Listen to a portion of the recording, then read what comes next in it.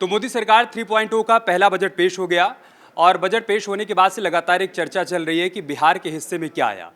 कुछ लोग कह रहे हैं कि बिहार की बल्ले बल्ले हो गई, लेकिन बिहार से कुछ ऐसे रिएक्शन भी सामने आए जिसमें कहा गया कि झुंझुना दिया गया है बिहार को और कुछ भी नहीं दिया गया। उसी चर्चा को हम भी आगे बढ़ाएंगे और इस चर्चा में हमारे साथ हैं प्रभात पांडे सर।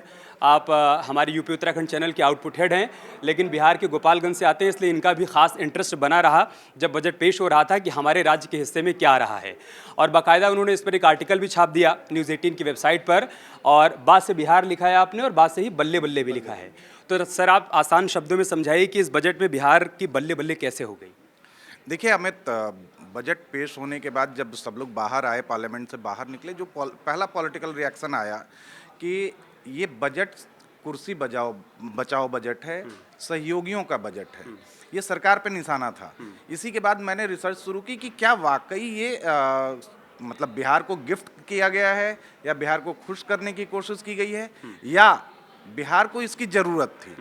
तो अगर आप तर्कों की कसौटी पे इसको कसेंगे तो मुझे लगता है कि बिहार को इसकी सबसे ज़्यादा ज़रूरत थी। जो बजट में बजट एलोकेशन जो किए गए हैं 59,000 करोड़ का, वो बिहार की ज़रूरत है। और इसके ये समझने के लिए कि ज़रूरत क्यों है भाई, एक तर्क ये आ सकता है कि भाई यूपी को क्यों नहीं, एमपी को क्यों नहीं, राजस्थान को क्यों नहीं, लेकिन ज़रूरत इसलिए है कि बिहार का डेवलपमेंट जो है वो सिर्फ बिहार का डेवलपमेंट नहीं है। बिहार का डेवलपमेंट उड़ीसा का डेवलपमेंट है, बंगाल का है, असम का है, पूर्वोत्तर राज्यों का है, क्योंकि ये सारे रूट्स जो हैं बिहार की तरफ से होके जाते हैं। अब बात आई कि भाई अगर डेवलपमेंट इन सबका है तो इतने दिन से क्या हो रहा था, क्या इनका डेवलपमेंट नहीं हुआ है? तो फिर आप इसको समझने के लिए थोड़ा सा पीछे चलिए। थोड़ा सा पीछे मैं इसलिए कहूँगा कि बिहार को अपना जो रेवेन्यू रिसोर्स था बिहार के पास बहुत कम है। आप अगर देखें तो जब झारखंड अलग हुआ तो जो माइनिंग और वन संपदाओं से जो रिसोर्स आते थे, जो रेवेन्यू जनरेट होता था, वो नील के बराबर हो गया। वो झारखंड के पास चला गया। पूरा माइनिंग और फॉरेस्ट लैंड सारे झारखंड के पास चले गए। उसके बाद से बिहार अपने ज़रूरतों को, आर्थिक ज़रूरतों को पूरा करने के लिए सेंट्रल के हेल्प पे डिपेंडेंट हो गया। और कई प्रोजेक्ट जो मतलब कभी पिछली सरकारों ने सोचा हुआ था, केंद्र की सरकारों ने, कि भाई ये बिहार कर सकता है, या बिहार की नीतीश गवर्नमेंट ने भी सोचा था कि ये हम कर सकते हैं, तो हर जगह ये रेवेन्यू आड़े आती थी चीज़ें। उसके बाद एक जो दूसरा सबसे बड़ा ड्रॉबैक हुआ बिहार में कि लिकर बैन के बाद जो लिकर से जनरेट होने वाला रेवेन्यू था वो भी खत्म हो गया। तो बिहार की 100% डिपेंडेंसी हो गई आपको सेंट्रल हेल्प पे। अब सेंट्रल हेल्प पे डिपेंडेंसी हो गई तो भाई सेंट्रल पैसा देगा तभी तो हम कुछ काम कर पाएंगे। बिहार में कोई भी डेवलपमेंट का प्रोजेक्ट तभी तो फुलफिल होगा जब कहीं से पैसा आए। तो पैसा जनरेट करने के लिए भाई अब इन्होंने डिमांड की थी, इन्होंने अपनी कुछ बातें रखी, उस पर भाई गवर्नमेंट को लगा कि हमें डेवलपमेंट के तौर पे बिहार को देना चाहिए कुछ पैकेज, तो गवर्नमेंट ने दिया है। अब आप अगर उनकी लिस्ट उठा के देखें कि क्या क्या मिला है बिहार को, तो सबसे पहला जो सबसे बड़ा फंड है 26,000 करोड़ का, वो 3 एक्सप्रेसवे के तौर पे मिला है। पूर्णिया पटना, बक्सर भागलपुर और गया टू दरभंगा, ये वाया वैशाली साइड से। अब अगर ये 3 एक्सप्रेसवे बनते हैं तो इनके आसपास के जो इलाके हैं वो डेवलप होंगे। अगल बगल आपके कई कॉरिडोर्स और डेवलप हो सकते हैं। लोकल लोगों को जो मेट्रो सिटीज़ में पलायन करना पड़ता है अपने रोजगार के लिए, अपनी रोजी रोटी चलाने के लिए, उनको पंजाब, महाराष्ट्र, गुजरात की तरफ जाना पड़ता है, तो वो उनको वहाँ घर पे मिल सकता है। भाई अभी जब तक वो बनेगा तब तक तो वहाँ बनाने में रोजगार डेवलप होगा। उसके बाद जब बाकी इलाके डेवलप होंगे तो फिर वो सारी चीज़ें उनको मिलेंगी वहाँ पे। दूसरा प्रोजेक्ट आया पीपरपाती में, आपको मेगा पावर प्रोजेक्ट 2400 मेगावाट का पावर प्रोजेक्ट है। उसके लिए 21,600 करोड़ आपको मिले हैं।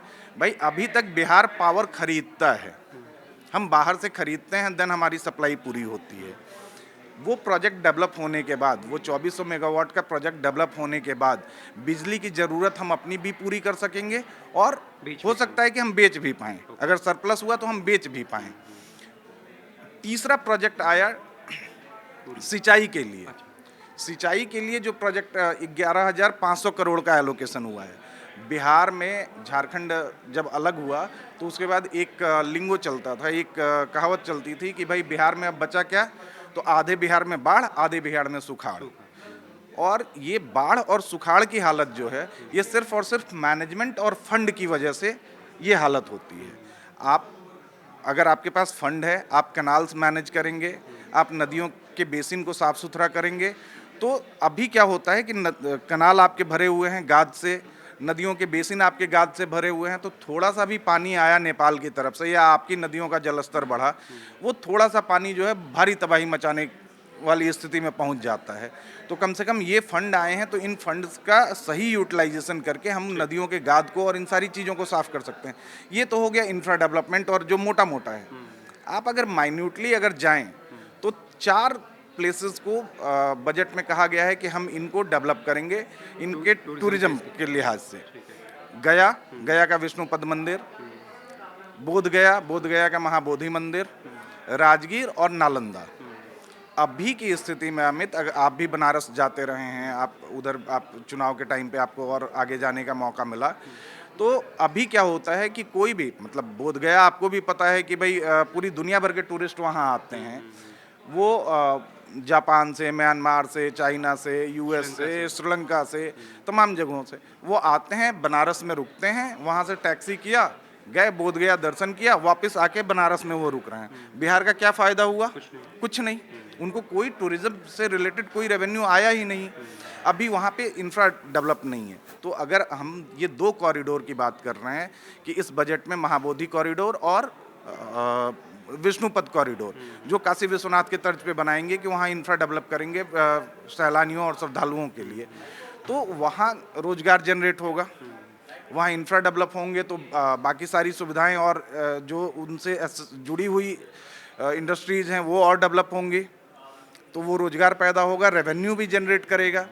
इसी तर्ज पे नालंदा की बात की जा रही है कि नालंदा को भी ये टूरिज्म स्पॉट के तौर पे डेवलप करने की बात कर रहे हैं। वहाँ भी ये चीज़ हो सकती है, ये होगा ही होगा। दूसरा राजगीर में भी सालाना लाखों, मतलब वो एग्जैक्ट आंकड़ा मैं अभी नहीं आपको ब्रीफ कर पा रहा हूँ, लेकिन लाखों की संख्या में लोग आते हैं। जो आते हैं वहाँ रुके, घूमे और फिर इन डे लाइट वापस लौट गए। तो राजगीर का कोई फ़ायदा नहीं हो रहा है। राजगीर के लोगों को सिर्फ दिन भर के लिए वो जो रोजगार मिल रहा है या जो चीज़ें मिल रही हैं, वहाँ होटल इंडस्ट्री डेवलप नहीं हो पा रही है या बाकी और जो टूरिज्म से जुड़ी हुई चीज़ें हैं वो डेवलप नहीं हो पा रही हैं। तो ये जब इन सारी चीज़ों से जरूरत डेवलप होंगी तो ये अपने आप में रेवेन्यू भी जनरेट करेंगी और ये आपको रोजगार भी देंगे। 4 पॉइंट में आपने समझाया कि बिहार के हिस्से क्या आया। सड़क वाला पॉइंट आपने बताया, आपने बिजली वाला बताया, आपने पानी वाला बताया और आपने पर्यटन वाला बताया। अभी ये बताइए कि जो 59,000 करोड़ रुपए बिहार के हिस्से में आए हैं, विशेष राज्य के दर्जे की मांग की जा रही थी, आपको लग रहा है कि इसकी भरपाई उसके ज़रिए हो जाएगी? अगर वो विशेष राज्य का दर्जा भी मिलता तब भी यही सब कुछ होता और इतने पैसे मिले, इतना फंड मिला, इसके ज़रिए भी वही सब कुछ होगा? जी बिल्कुल, मुझे बिल्कुल ये लग रहा है। मैंने अभी सुबह भी एक डिस्कशन में ये चीज़ कही कि आप अगर विशेष राज्य का दर्जा मांगते और मांग रहे थे, आप अगर आपको वो दर्जा मिलता है तो आपको क्या मिलता? आपको अभी 59,000 करोड़ रुपए मिले हैं, इनसे आपको इंफ्रा डेवलप करने का वो मिला है। आपको अगर विशेष राज्य का दर्जा मिलता, ये अमाउंट थोड़ा सा बढ़ जाता। मिलता फंड ही आपको यूटिलाइज करना है, आपको ये डिसाइड करना है कि हम अपने इस रेवेन्यू को हम और इस रेवेन्यू से रेवेन्यू बना सकें। कुछ ऐसे रिसोर्सेज हमें क्रिएट करने होंगे इन पैसों की बदौलत। तो फिर क्यों राबड़ी देवी कह रही हैं कि ये कुछ नहीं है, झुनझुना है? देखिए, अब करने वाले के लिए बहुत कुछ है, नहीं करने वाले के लिए झुनझुना हो सकता है। भाई आपको आपके टाइम पे भी तो बजट एलोकेशन मिलता रहा है। मैं अब पुरानी सरकारों और ये पॉलिटिकल डिबेट हो जाएगी फिर अमित। हम मतलब बिहार को लेके जो चीज़ें अभी आप देखो कि सबसे ज़्यादा पलायन अगर कहीं से है, वो चाहे एजुकेशन को लेके हो या रोजगार को लेके हो, ये सबसे ज़्यादा पलायन बिहार से हो रहा है अभी तक। और ये सारी चीज़ें भाई सरकारें हैं, सरकारों को काम करना चाहिए इस दिशा में, और ये अगर आगे डेवलप करते हैं तो ये पलायन रुक सकता है। ये 59,000 करोड़ जमीन पर उतरेंगे तो पलायन रुकेगा। केसी त्यागी खुश हैं, उनका रिएक्शन सामने आया कि अगर विपक्ष के लोग कह रहे हैं कि बजट बिहार का बजट है तो ये तो फिर अच्छी बात है, हम जो चाहते थे वो हो गया। नीतीश कुमार भी खुशी होंगे?